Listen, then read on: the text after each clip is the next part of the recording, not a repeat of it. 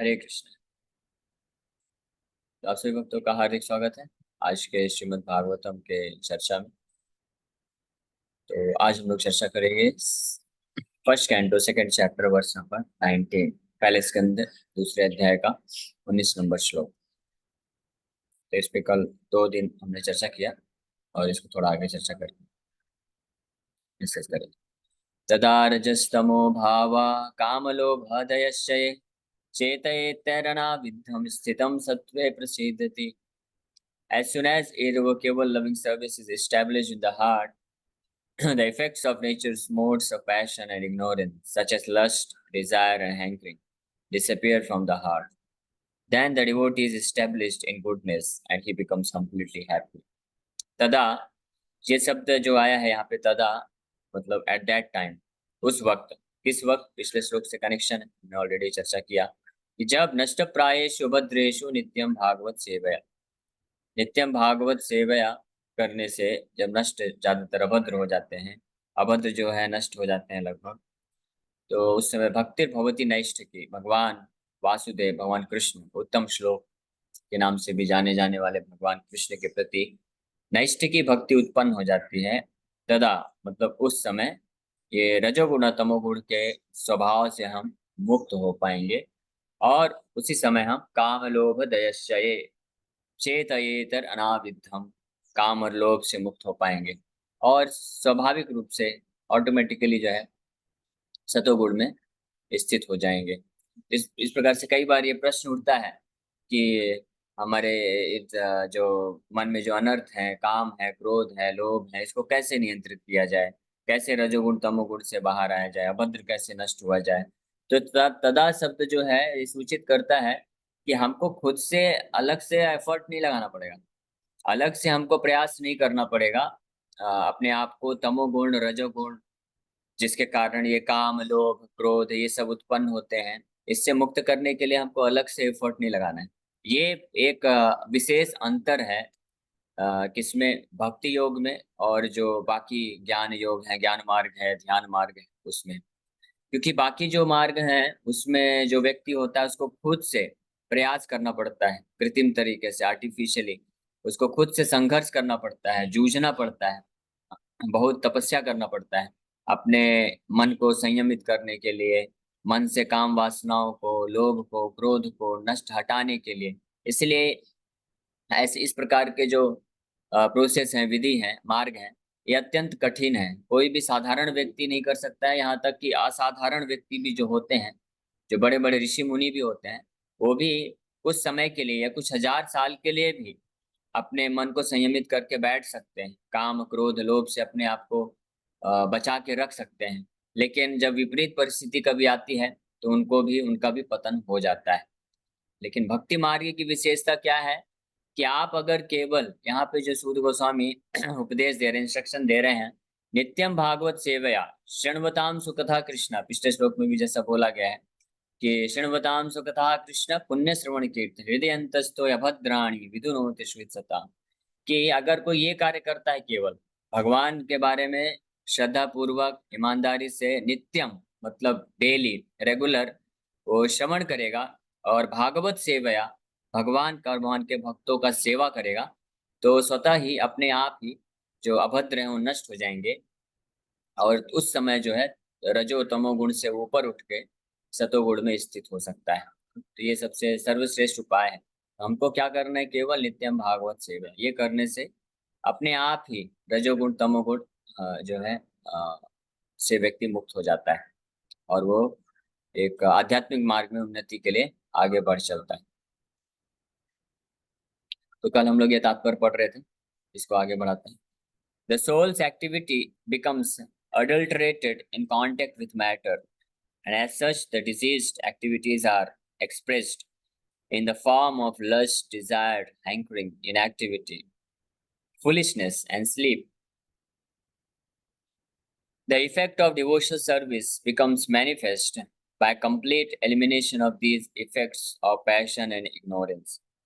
The devotee is fixed at once in the mode of goodness, and he makes further progress to rise to the position of Vasudev, or the state of unmixed sattva or Suddha sattva.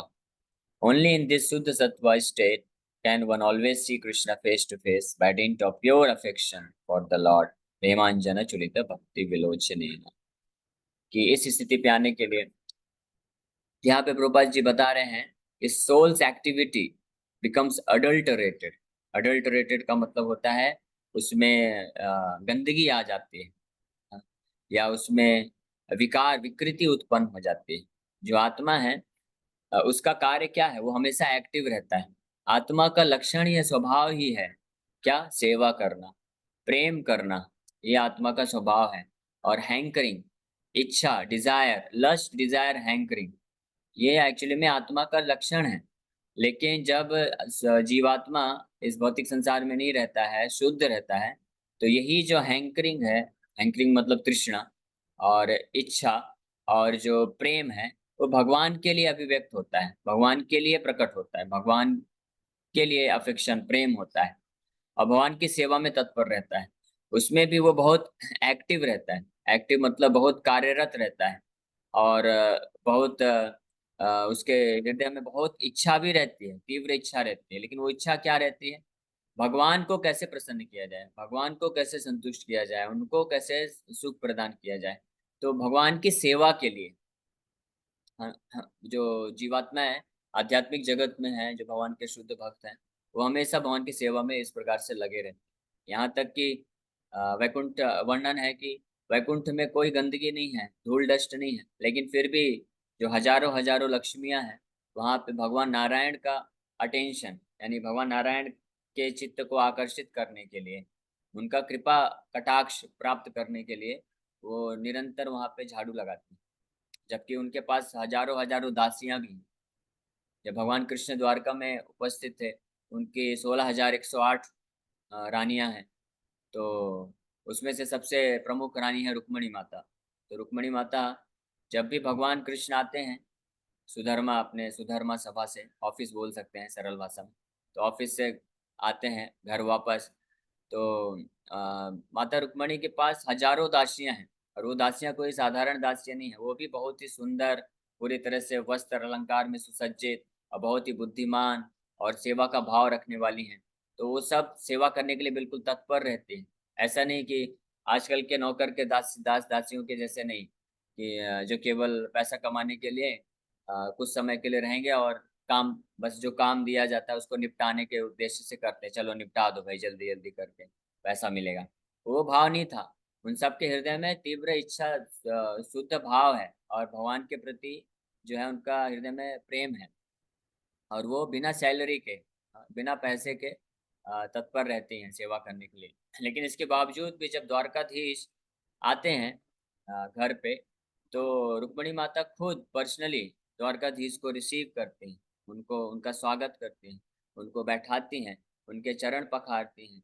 फिर उसके बाद उनको जो जो सामग्री लगता है, snacks बोल सकते हैं सरल भाषा में, नाश्ते के रूप में सब कुछ देती हैं। और खुद पर्सनली जो उनकी दासियां होती हैं उनसे चामर छुड़ा के, हाथ से छुड़ा के खुद साइड में खड़े होके भगवान को पंखा चामर सेवा करती, फिर उनके चरण दबाती।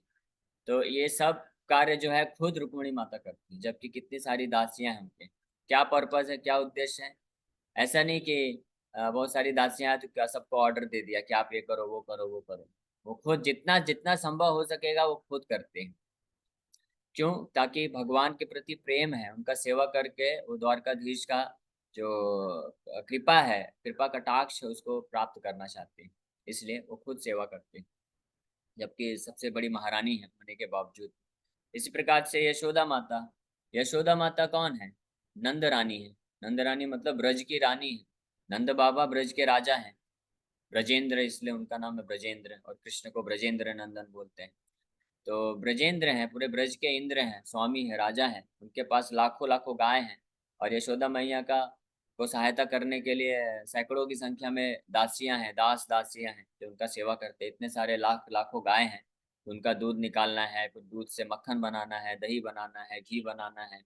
ये सब यशोदा मैया थोड़ी ना करेंगी, वो तो मालकिन है ना। लेकिन यशोदा माता जब कृष्ण को माखन बनाना होता है तो यशोदा मैया खुद बनाती, वो किसी दास दासी को नहीं बोलती कि आप मत हो। और फिर माखन बनाओ, नहीं, वो खुद पर्सनली दही दूध को मथती हैं और कृष्ण के जो कार्यकलाप हैं, लीलाएं हैं, उनका गुणगान करते हुए कृष्ण के ही जो लीलाओं में, गुण में और सुंदरता में अपने आवेशित होकर के और दही मथती हैं माखन बनाने के लिए। तो इस प्रकार से हम देखते हैं कि आध्यात्मिक जगत में, भौतिक जगत में ये बहुत बड़ा अंतर है कि आध्यात्मिक जगत में जो बड़े से बड़े भक्त भी होते हैं, जो बहुत महान भी हैं, जो हर प्रकार से राजा हैं या रानी हैं, वो भी भगवान के सेवा के लिए तुच्छ से तुच्छ सेवा करने के लिए तत्पर रहते हैं, है ना। लेकिन भौतिक जगत में अलग बात है। तो ये जो सेवा करने की प्रवृत्ति है, ये जो तीव्र इच्छा है, ये भगवान के प्रति शुद्ध प्रेम के कारण है। लेकिन जब आध्यात्मिक जगत से जीवात्माएं जो इस भौतिक जगत में आती हैं, जैसे हम सब बद्ध जीव हैं, तो वही जो भगवान कृष्ण के प्रति प्रेम है, शुद्ध प्रेम है, भगवान को सेवा देने का जो शुद्ध हमारा तीव्र इच्छा है, वही इस भौतिक जगत में आके विकृत हो जाता है। विकृत मतलब गंदा हो जाता है, दूषित हो जाता है। तो इस संसार में हम जो है अलग अलग लोगों से, अलग अलग वस्तुओं से और हम आकर्षित होते हैं, है ना। प्रेम प्रेम नहीं होता, इसलिए वो जब विकृत हो जाए, विकृत प्रेम का विकृत रूप को ही काम वासना बोलते हैं। तो काम वासना जो है, वो जो प्रिंसिपल सिद्धांत है, वो गलत नहीं है, वो तो स्वाभाविक है। लोग कई बार ये सोचते हैं कि काम वासना, काम, लोभ है, और ये बहुत सारा कार्य में लगने के कारण जो है हमको दुख मिल रहा है, इसलिए समस्त अपने काम वासनाओं से मुक्त करना चाहते हैं। लेकिन कोई भी व्यक्ति कितना भी प्रयास कर ले, वो काम वासना से मुक्त नहीं हो सकता है, क्योंकि वो जीवात्मा का जो इनसेपरेबल पार्ट है, यानी अभिन्न अंश है। क्या? जीवात्मा का कैरेक्टरिस्टिक्स, कैरेक्टरिस्टिक्स का मतलब होता है लक्षण, स्वभाव लक्षण बोल सकते हैं, स्वरूप लक्षण बोल सकते हैं। दो प्रकार के लक्षण हैं, तटस्थ लक्षण और स्वरूप लक्षण।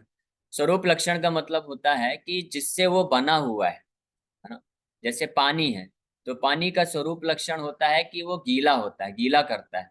पानी को अगर आप कृत्रिम तरीके से बर्फ भी बना देंगे, तब भी आप किसी कपड़े के ऊपर रखेंगे, हाथ में पकड़ेंगे, तो आपका हाथ को, कपड़े को वो गीला ही करेगा, अपने स्वभाव को नहीं छोड़ सकता। हालांकि उसका जो आपने उसको अस्वाभाविक स्थिति में डाल दिया, बर्फ बना के सॉलिड बना दिया है, ठोस बना दिया है, लेकिन फिर भी अपने स्वभाव को वो नहीं छोड़ पाएगा। वो स्वभाव, क्योंकि वो उससे बना ही हुआ है, अभिन्न है उससे, उस स्वभाव से, उसको स्वरूप लक्षण बोलते हैं। जैसे अग्नि है, तो अग्नि का स्वरूप लक्षण क्या है कि प्रकाश और उष्मा देना, ये अग्नि का स्वरूप लक्षण है। इसी से अग्नि बना ही हुआ है, इससे हटाया नहीं जा सकता अग्नि को।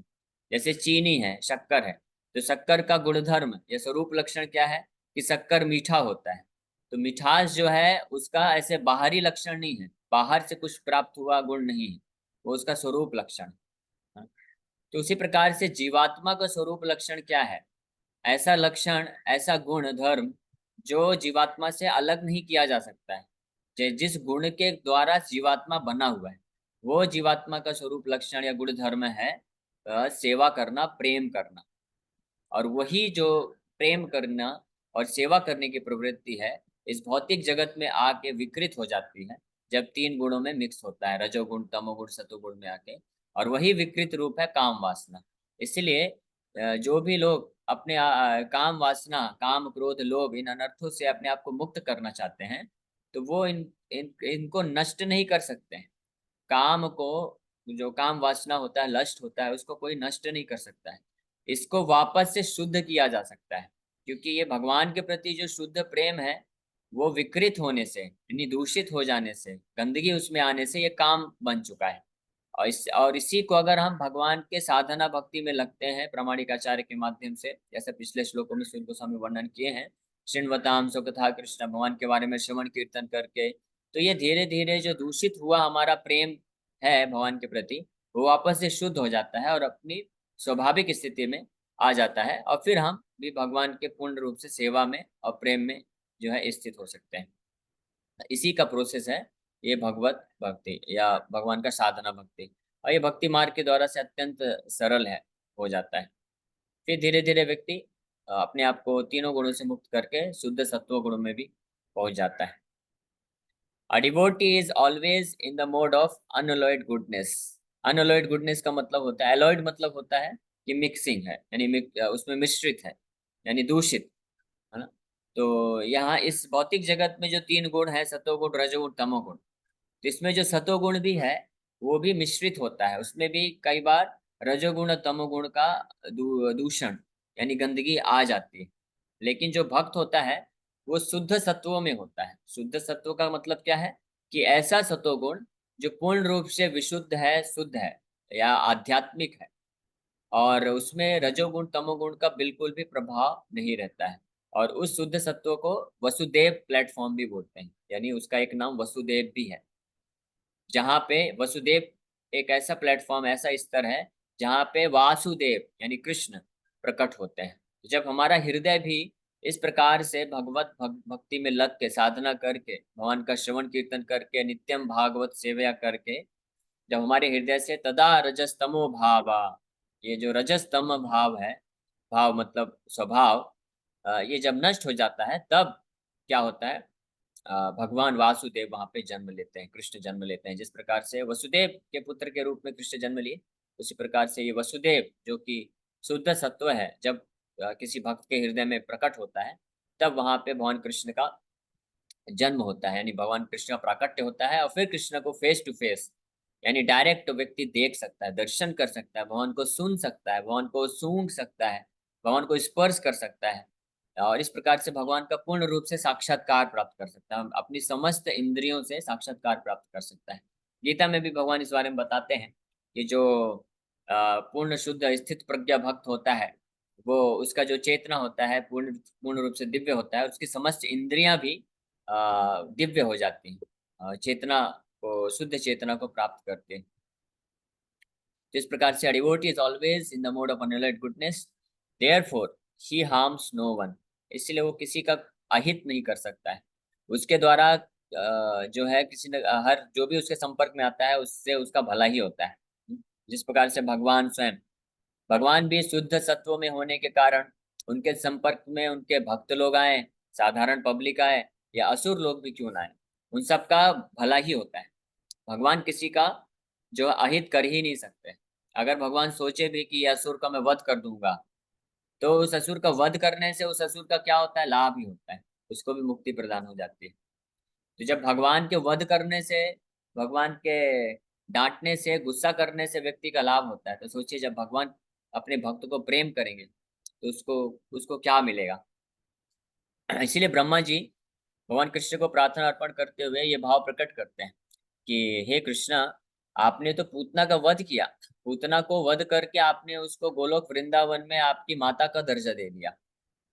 हम्म, तो अभी मैं ये समझ नहीं पा रहा हूँ कि जो ब्रजवासी, जो पूतना आपको तो केवल झूठ मूठ का दूध पिलाने आई थी, दूध के बहाने तो विष पिलाना चाहती थी, यानी ढोंगी, वो ढोंग करके आई थी, ढोंगी आपकी ढोंगी माँ बन के आई थी। तो ऐसे ढोंगी माँ का आपने सेवा स्वीकार करके उसको माता का गति दे दिया।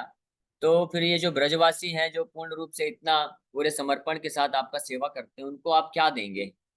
मैं तो समझ नहीं पा रहा, मेरा बुद्धि तो इसमें चल नहीं रहा है, शॉर्ट सर्किट हो जा रहा है। तो ब्रह्मा जी इस प्रकार से प्रार्थना करते हैं, सत्य बात है। तो but the non devotee however educated he may be is always harmful. A devotee is neither foolish nor passionate. The harmful, foolish and passionate cannot be devotee of the Lord. However, they may advertise themselves as devotee by outward dress. A devotee is always qualified with all the good qualities of God. Quantitatively, such qualifications may be different, but qualitatively, both the Lord and his devotee are one and the same. जिस प्रकार से भगवान के जो शुद्ध भक्त हैं, भगवान के शुद्ध भक्त के अंदर भगवान के ही सारे दिव्य गुण प्रकट हो जाते हैं। और जिस प्रकार से भगवान पूरी तरह से शुभ होते हैं, किसी का अगर श्राप भी देते हैं या किसी को मारते भी हैं तो उसका भला होता है, उसी प्रकार से भगवान, ऐसे भगवान के शुद्ध भक्त के कांटेक्ट में कोई आता है तो उसका भला ही होता है। वहीं दूसरी ओर जो असुर होते हैं, तो वो अगर तथाकथित रूप से किसी के को भला करना भी चाहेंगे तो उसमें भी नुकसान ही होता है, हार्म ही होता है। क्योंकि वो कभी भी पलट सकते हैं और कुछ भी जो है हानि पहुंचा सकते हैं।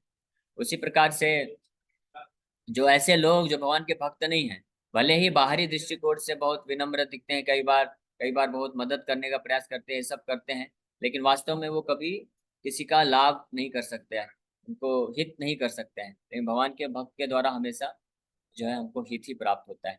इसीलिए यहाँ पे ये बताया वर्णन किया गया है कि ऐसे जो भक्त होते हैं वो वसुदेव यानी शुद्ध सत्व के प्लेटफॉर्म में होते हैं। तो इसी के साथ यहीं पे हम लोग विराम करते हैं। तो इस श्लोक पे, ये श्लोक आज की चर्चा के साथ समाप्त होता है।